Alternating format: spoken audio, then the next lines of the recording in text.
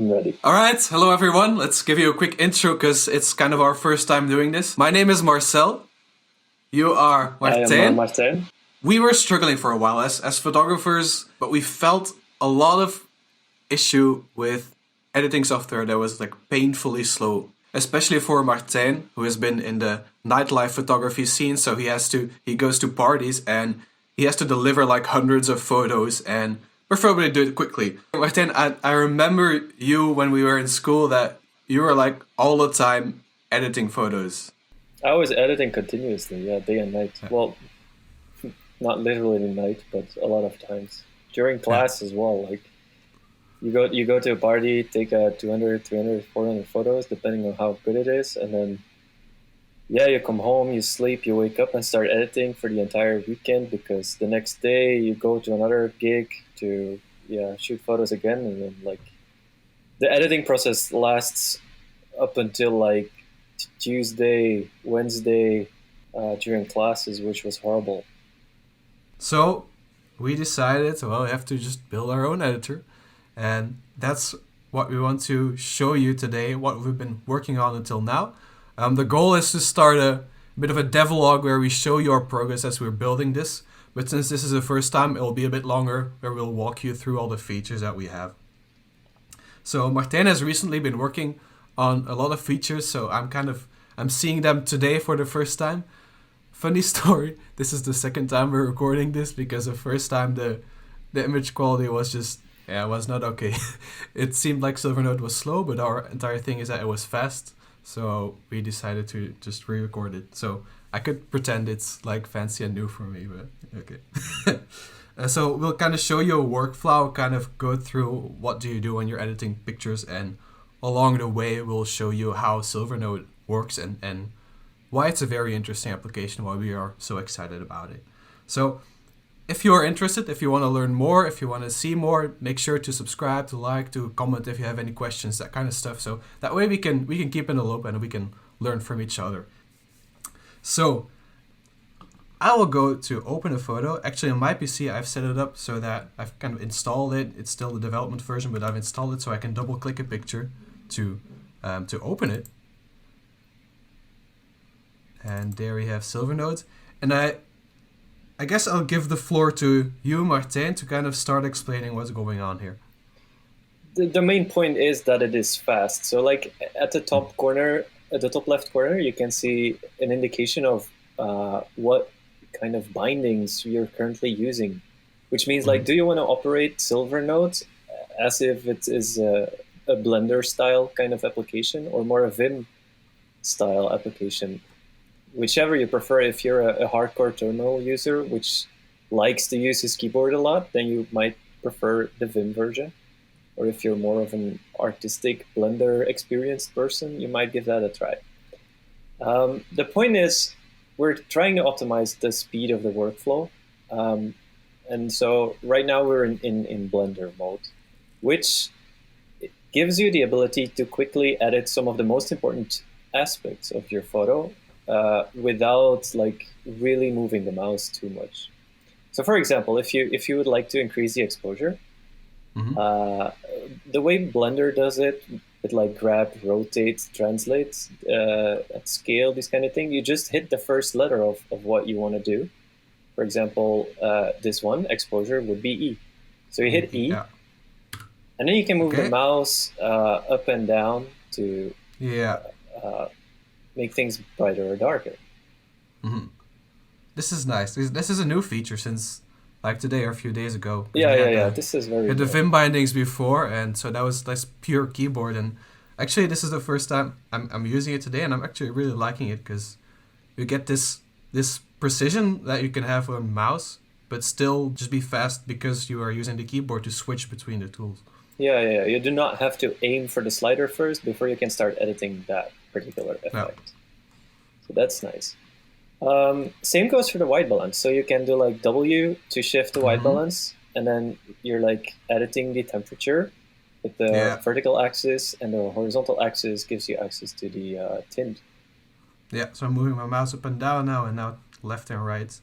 So you kind of, after a few seconds, you get like this bit of an intuition for like what you're actually doing. and then you can pretty quickly find like what the right white point should be there. Yep. I also would like to mention that if you do want to use a slider, for example, we would what works pretty well here is, for example, moving the blue hue slider to the left in the primary calibration section.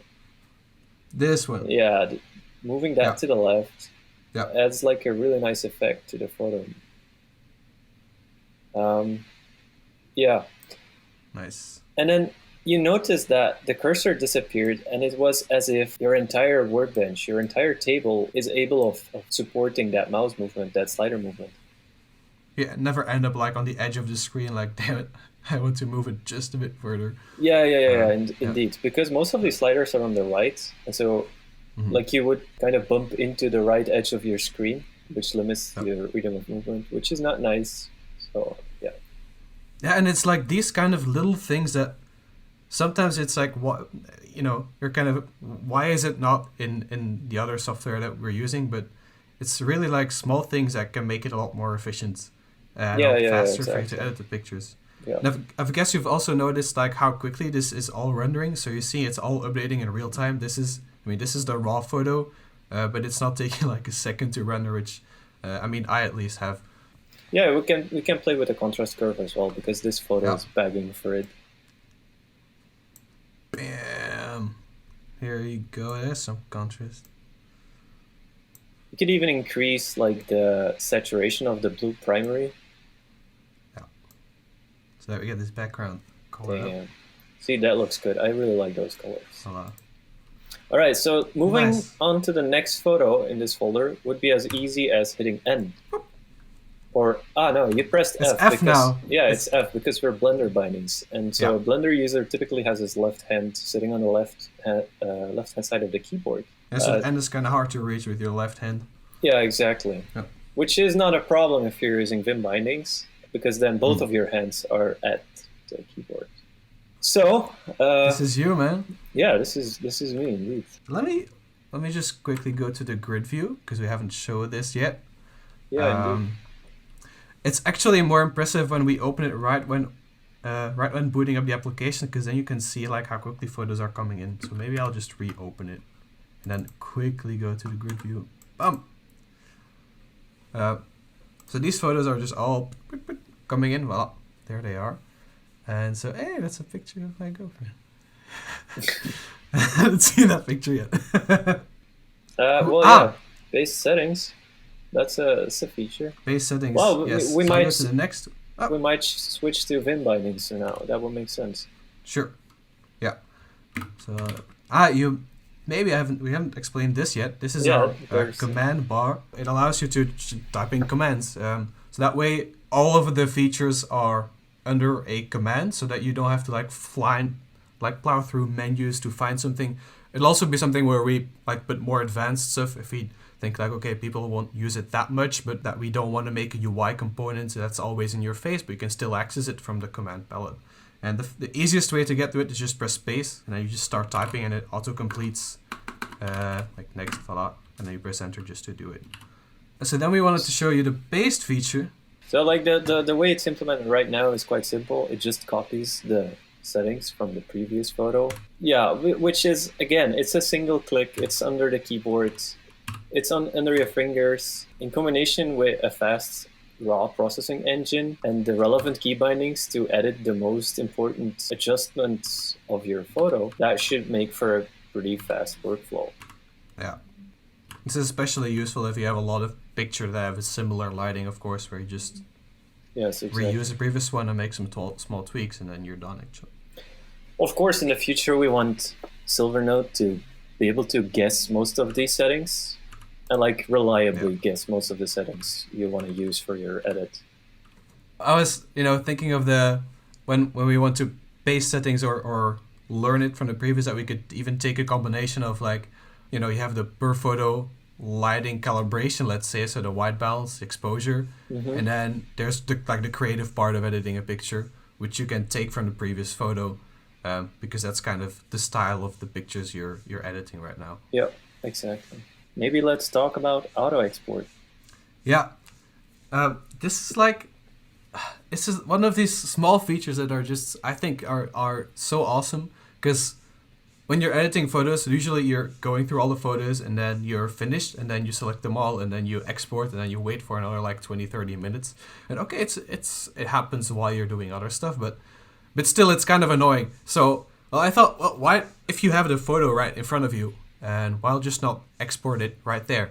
So that's what the auto export feature does. So if I turn this on here, then right when I go to the next photo, it will export the photo before. And so that means that at the end, when you're finished editing all your photos, the exports are just all right there, right, available. So if I go here to my folder, you have this exports folder here, and it just, there are the JPEGs all ready to be sent out. That's pretty cool, I think. Of course, this function needs polishing, but it's very powerful, I think. Because, for example, the file names are still the original ones. You might want to rename them to some kind of numbering system. Yeah. We haven't implemented that yet, but it's definitely on the to-do list. Yeah, maybe we should quickly show the Vim bindings a bit more, because we haven't run into that. So, like, this photo is a bit too bright, I'd say. So, like, dimming down the exposure will be as simple as just pressing D on the keyboard. It's a D from dim. No, it's not. Yeah, it's just because D is on the home row. And like the other direction is F, so these are the two buttons right next to each other. You can adjust the light, the white balancing with JK for temperature and like H and L for tint. Yeah. You can see the sliders updating while you're pressing the buttons.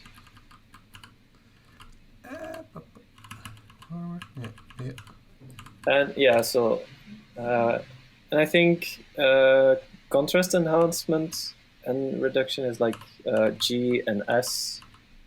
Yeah. Yeah.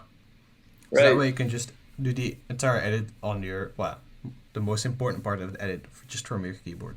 Yeah, so like consider this being a feature where the AI part guessed the white balance settings, but maybe wasn't perfectly on it. So then all you have to do is like make very tiny adjustments and move on to the next photo. That's what we're going for. So maybe go to the grid now to just show how convenient this is. Wait, is it bugging? Oh. Well, my stream was lagging. Yeah, so yeah, like you should navigate the grid with the Vim bindings, of course. Yeah, just grid. So here I can use the HJKL keys, which are in Vim the default for the directions. Yep. And just open a picture by pressing enter. All right, I think that is pretty much it for the first devlog in terms of features. If you're interested, please consider subscribing and liking. We'll post one of these every once in a while to report back on what we've been doing. And of course, if you have specific needs in your photo editing workflow, please let us know, like in comments. We'll definitely have a look at them, and maybe you have some great ideas that we can implement. If you really want to be the first one to know when we are ready to send out a version for other people to test, be sure to go to the website. It's silvernode.io. It's also a really fast website. We really did our best to just make this load instantly. But there's an email form on the bottom. You can just fill it in, and we'll let you know once we feel like it's ready for you to test it out. We're probably gonna make another video on a bit more advanced color science-y stuff. So, but we decided to split that off because it's a bit more advanced. So for you guys who are interested, be sure to check that out. Yep. All right. Voila. See you in the next devlog video. Thank you for watching. Bye, guys.